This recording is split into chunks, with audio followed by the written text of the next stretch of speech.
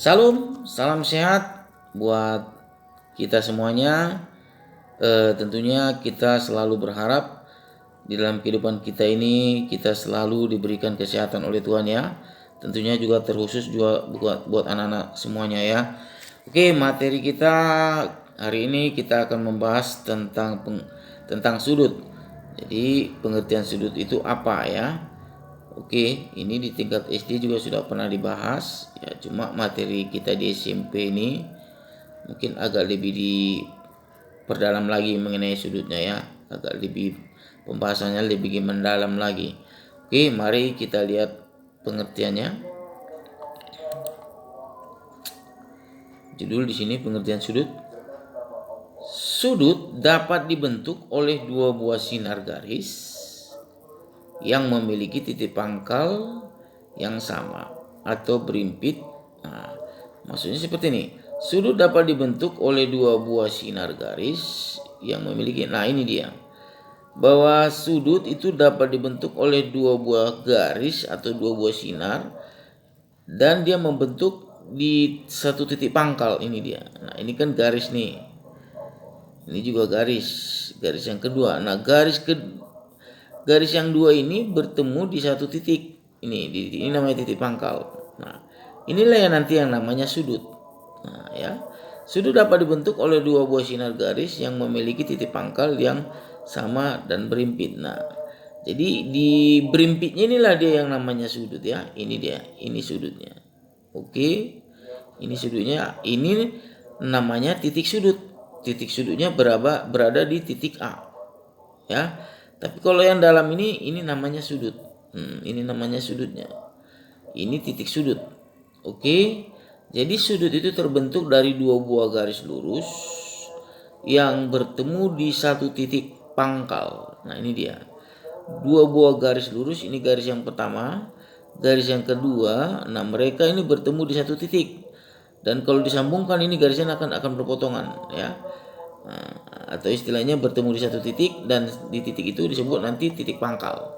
Itu dia pengertiannya. Sudut dapat dibentuk oleh dua buah sinar garis yang memiliki titik pangkal yang sama atau berimpit. Ini dia. Di sini dia berimpitnya. Nah, lihat lagi keterangannya. Pada gambar di samping, gambar ini ya. Garis AC ini garis ini dan garis AB ini ini disebut kaki sudut. Nah, ini disebut kaki sudut. Ya. AC, AB ini disebut kaki sudut. Nah, titik A-nya ini disebut titik sudut. Nah, titik sudut. Tapi kalau yang di dalamnya ini bagian dalamnya ini disebut sudut, ya. Jadi beda titik sudut, beda sudut. Jadi kalau dia ini sudut berarti sudah besar sudutnya. Nah, misalnya 20 derajat, 30 derajat, 60 derajat. Tapi kalau ini titik sudut ya. Oke. Sekarang kita lanjut. Nah. Sudut dapat diberi nama dengan dua cara. Nah, pemberian nama sudut ini pemberian namanya ada dua cara. Nih ya, sudut dapat diberi nama dengan dua cara, yaitu dengan satu huruf atau tiga huruf. Pemberian nama sudut ini dia selalu diberikan dengan apa ya? Pakai huruf dia ya. Nama sudut itu dia selalu menggunakan pakai huruf. Misalnya sudut A, sudut B, sudut ABC atau yang lainnya, dia menggunakan nama. Nah, menggunakan huruf. Hurufnya itu hanya dua cara, yaitu menggunakan dengan satu huruf dan tiga huruf. Ini dia. Sudut dapat diberi nama dengan dua cara, yaitu dengan satu huruf dan atau tiga huruf ya. Nah, baru yang berikutnya, simbol atau notasi untuk sudut adalah seperti ini. Nah, seperti kayak L, cuma ini agak merah sedikit. Ini artinya sudut ya. Kalau dibaca sudut, misalnya kalau dibuat begini, berarti dibaca sudut A. Oke ya.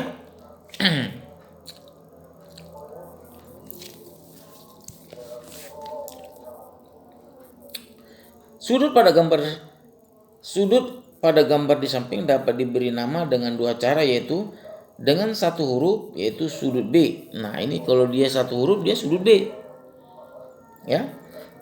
Itu dia. Kalau dia satu huruf dia berarti sudut B. Ini dia. Jadi kalau dia yang satu huruf, yang kamu sebutnya yang titik pangkalnya ya, atau yang titik sudutnya. Yang disebutkan titik sudutnya bukan titik C-nya ini. Yang titik pangkal atau yang bertemu di di titik di pertemuan titik pusatnya ini atau titik pangkal atau titik ketemunya lah. Itu yang dia nanti yang disebutkan kalau yang satu huruf ya. Nah kalau yang 3 huruf ini dia 3 huruf yaitu sudut ABC atau sudut CB ya, bisa dua caranya. Nah kalau yang 3 huruf ABC ya, ini dia ABC atau CBA. Nah huruf yang si B ini yang titik pangkal ini harus berada di tengah, ini dia. Jadi dia harus di tengah. Kalau yang 3 huruf titik pangkalnya itu harus di tengah atau titik pusatnya. Titik pusatnya berada di tengah. Kalau ini tadi C-nya di sini berarti misalnya di sini si C berarti B C A gitulah dia ya. Jadi tergantung titik pangkalnya di sini. Oke. Jadi bisa dia ABC atau CBA. Oke, gitu dia ya. Jadi bisa penulisannya satu huruf, bisa 3 huruf. Jangan ada yang buat 2 huruf atau yang lainnya. Oke ya. Oke, sekarang jenis-jenis sudut. Jenis sudut itu ada 5 yang akan dibahas. Yang pertama, pada gambar pertama itu disebut sudut siku-siku, ini dia. Ini disebut sudut siku-siku. Pada gambar pertama disebut sudut siku-siku. Besar sudutnya itu 90. Kalau bentuknya begini dia 90 derajat ya. Ingat bentuknya ya. Nah pada gambar kedua ini disebut sudut lancip. Nah kalau bentuk begini nanti dia bentuknya gambarnya sudutnya bentuk sudut lancip. Kalau agak merah sini. Nah sekarang besar sudutnya bagaimana? Sudut lancip itu besar sudutnya antara 0 derajat dan 90. Jadi dia antara 0 derajat dan 90 ya. Antara 0 derajat dan 90. Tapi bukan berarti 90-nya masuk. Nah, jadi antara berarti dia terletak antara 0 sampai 90, berarti di bawah 90 atau di atas 0. Itu maksudnya ya. Nah yang ketiga, pada gambar ketiga itu disebut sudut tumpul. Nah yang ketiga ini disebut sudut tumpul. Ini ya. Gambar ketiga disebut sudut tumpul, yaitu besar sudutnya antara 90 derajat dan 180. Jadi sudut yang ini tadi antara 90 dan 180 besar sudutnya ya. Jadi di atas 90, di bawah 180 itu sudut tumpul. Misalnya 91 ini berarti 179 lah. Jadi kalau dia 181 udah enggak tumpul lagi ya. Karena dia batasannya antara 90 dengan 180. Oke, yang keempat. Pada gambar keempat disebut sudut lurus. Nah, bentuk sudut lurus seperti ini. Dia lurus dia bentuknya dia. Oke. Ini nanti 180 derajat. Dia bentuknya lurus seperti ini dia. Nah, ya, ini lurus. Nah, pada gambar kelima disebut sudut refleks. Refleks itu begini. Nah, kan geraknya kemari dia. Ini kan dia arahnya kemari ya. Perputarannya kemari. Nah, sudut refleks itu antara 180 dan 360. Jadi kalau refleks itu sudah lebih dari 180. Dia sudah lebih dari 180 dia. Itu dia refleks. Oke ya, bisa ya dipahami ya. Itulah jenis-jenis sudut. Oke. Nah, untuk dipahami kita lihat contoh-contohnya. Pada besar sudut-sudut berikut tentukan jenis-jenis sudut berikut. 35 ini, 67,5, 176, 181. Nah, jawab yang A ini nanti dari lancip. Tadi lancip konsepnya kan dia antara 0 derajat dan 90 tadi dia. Kalau dia lancip ya. Sudutnya dia antara 0 derajat dan 90, berarti dia lancip ini. Nah yang B ini juga antara 0 derajat dan 90. Di bawah 90 masih ini, berarti lancip juga. Nah ini sudah lebih dari 90, berarti dia tumpul. Sudut tumpul tadi terletak antara 90 derajat dengan 180. Nah ini sudah melebihi 90 tapi masih di bawah 180. Berarti ini sudut tumpul. Nah ini refleks. Refleks dia sudah melebihi dari 180. Setiap sudah melebihi dari 180 itu sudah sudut refleks. Jadi sudut refleks ya. Kalau lebih dari 180 dia sudut refleks. Bisa ya, masih mudah ya. Oke, sekarang yang contoh 2. Pada gambar di samping, buatlah nama sudutnya. Nah, sekarang kita lihat dulu pemberian nama sudutnya lagi. Biar makin mengerti bagaimana cara penulisan nama sudut. Oke, ingat ya, nama sudut itu menggunakan huruf ya. Nah, kalau dia yang satu huruf, nah lihat di mana titik pusatnya atau titik pangkalnya. Titik pangkalnya di P, berarti kalau yang satu huruf kamu buatnya sudut P aja.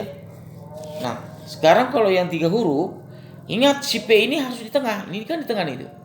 Di tengah dia. Harus di tengah dia. Titik pusatnya atau titik pangkalnya itu berada di tengah. Tinggal kamu hubungkan aja Q atau dari R dulu gak boleh. R P Q. Inilah dia. Q P R. Q P R. Nah, begitu saja. Begitu saja cara memberikan nama sudut. Oke, saya rasa untuk materi kita pembahasan tentang sudut ini saya rasa masih mudah dipahami ya.